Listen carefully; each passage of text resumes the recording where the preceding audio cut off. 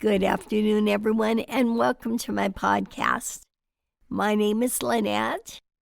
Today we're going to talk about we're all searching for the same thing.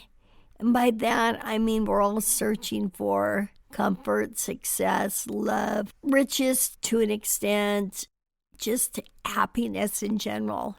And I know over the last couple episodes we talked about being in that dry place like you're wandering through the desert by yourself, looking and searching or waiting for your next chapter to open up. What steps should you take? How should you move into the next step, the next chapter of your future? And it was interesting because I listen to country music a lot. And I think I've mentioned this artist before. His name is Jelly Roll, but what's unique about him is he had some very tough times growing up. If you don't know his story, this is it. He was in prison, and as a youth, he was in trouble in jail. And his song, some of the lyrics in it are, "Nobody comes through these doors on a winning streak." And when you think about it, we rarely move when we're in a state of contentment, when we feel like we're at a pretty good place, even though there's more that can be done, that we can reach for, that we can work for. If we're comfortable, we tend to want to just stay and not move forward, not to develop into our full potential, whatever that may be for each and every one of us. An analogy that I like to use is that it's like a chair. If you have a comfortable chair, you might sit down. You might stay there for hours upon hours watching TV, just sitting there comfortable. But if you sit in a chair that looks identical but is very uncomfortable, you will get up and move. And I believe that's sometimes why life becomes uncomfortable for us, because it's time to move. We have to put ourselves out there, one foot in front of the other. In fact, I was told through a group on Facebook that there is something that stimulates your brain for people who've had trouble walking and so forth. So as I was contemplating looking into it, I thought, no, I'm going to wait and see if it comes my way. But then I remembered you have to take steps also. You have to do your part.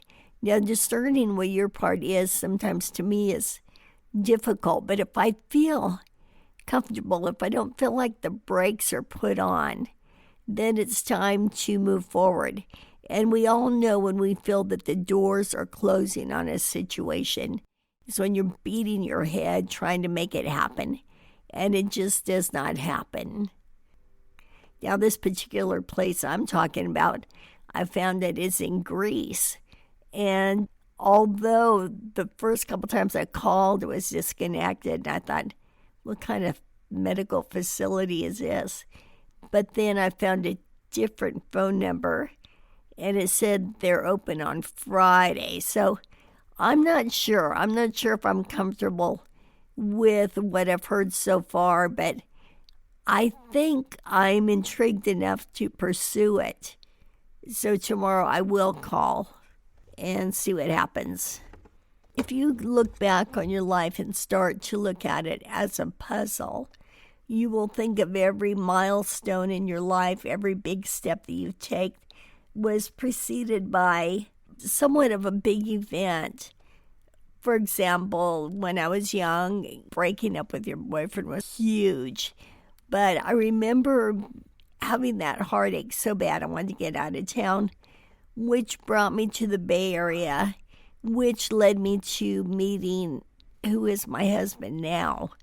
So if I hadn't made those changes, I did pray about my significant other, as we all should and probably have to an extent.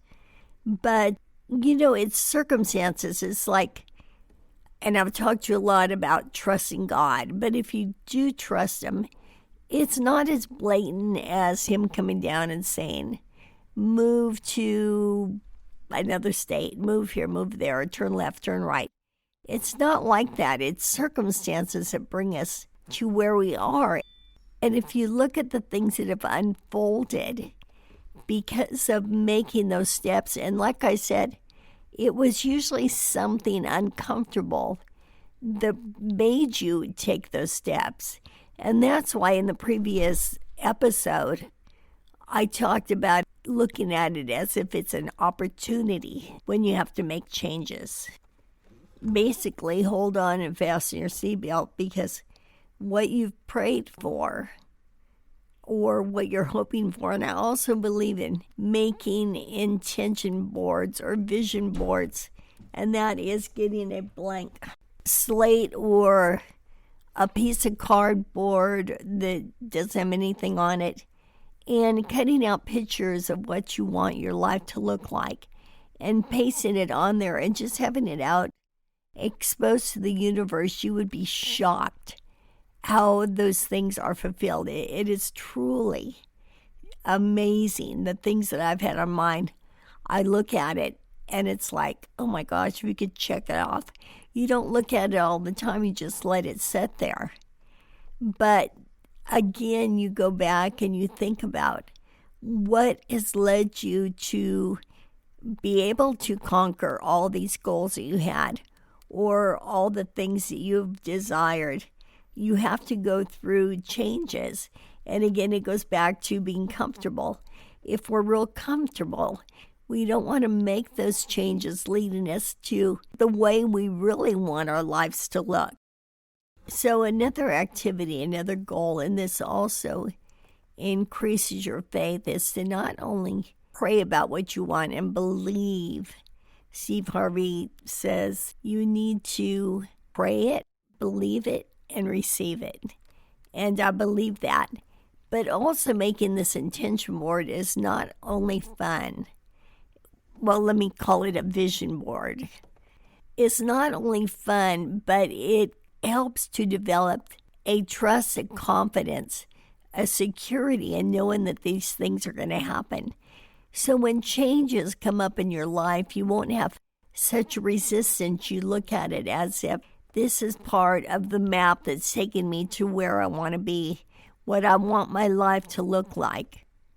For example, I myself went to school for speech pathology, and as soon as I graduated, well, just before I graduated, I started not only having mobility problems, but I developed this hoarseness in my voice. And I thought, oh, great, well, that's good. I just finished school and now my opportunity is shot. But I mentioned this in the last episode. I didn't even know what a podcast was. So I'm as happy doing this as I would be sitting down and helping someone to develop and conquer their speech situations, because I'm hoping, and my goal is, that this helps people also in a whole different way. Because we all are searching for the same thing. To sum it up, we're all searching for health and happiness. But beyond that, as human beings, we want to be loved. We want to be our best with what we have internally and externally. We want to get a job that we enjoy. We want to strive to learn and be at the top of our game in terms of what we decided we want our careers to look like. I mean, we do all have the same ideas. We're all searching for the same thing in simple forms. Again, I'm going to go back to praying and making a vision board. Those are 2 steps toward achieving what you want. Well, the vision board, for example, once you make it, you just set it down and let it do its work out into the universe. But for us physically, we need to take the steps to walk closer, to step into the opportunity to make our life like we want it to be, who we want it to be, what we want it to be. And if it's too tough, if the doors keep closing in a certain area, it may be necessary to tweak it a little bit, to turn a little further left or a little further right instead of going exactly what you were going for. I'm going to leave this with you, and I'm going to hope that you all make a vision board. If you're not clear about what that is, you can probably Google it, and it's an exciting thing to have. I remember I wanted a red convertible really bad. I had it on my vision board, and I ended up getting a red convertible, but I forgot about this vision board. And when I saw it on there, it was like, oh my gosh, I can't believe it. And then I had a picture of a microphone on there because I had an interest in doing commercials and a little bit of voiceover. Then I saw that on there too. So it is very exciting to make this vision board. Put it aside. They say you can put it in your bed or out of sight, but I like to keep it inside because I feel like it's not only has the energy to give off to the universe, but you can glance at it every once in a while, and it helps to build the confidence within you that your dreams, your desires are in the works. So aside from being the best that you can be internally and externally, eating right, exercise, which is the obvious part, and internally, hey, I recognize things within myself that I need to make adjustments on, and the way I'm processing certain things. So we're human beings. We all come across this. Nobody's perfect. So if you find that you need to tweak something that maybe you're butting heads with this certain particular train of thought, so make that adjustment or work toward making that adjustment. So you're in sync mentally, physically, in every way you can. So you're prepared. One of the biggest things is not being prepared when opportunity comes. I remember when I used to go on auditions for commercial work, and I always felt not to eat so much sugar, but I kept doing it and doing it and doing it, and then I would get a call for an audition, and I thought, why did I eat so poorly? Because I wanted to be my best, but I never took the steps necessary to be my best.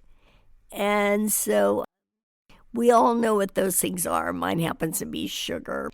There's all things that we can tweak to be our best so we are prepared when opportunity knocks. And I'm also telling myself this because I need to be prepared as well for no matter what comes my way. With that being said, I wish you the best with your vision board, with your prayers, sorting out what you want your life to look like, becoming your best physically and mentally. All those things are very exciting. And remember, if you're uncomfortable, it means you're getting ready for an opportunity. So look at being uncomfortable as a nudge to take a step toward making a change. Thank you for listening. God bless you. And I'll talk to you next week. Bye-bye.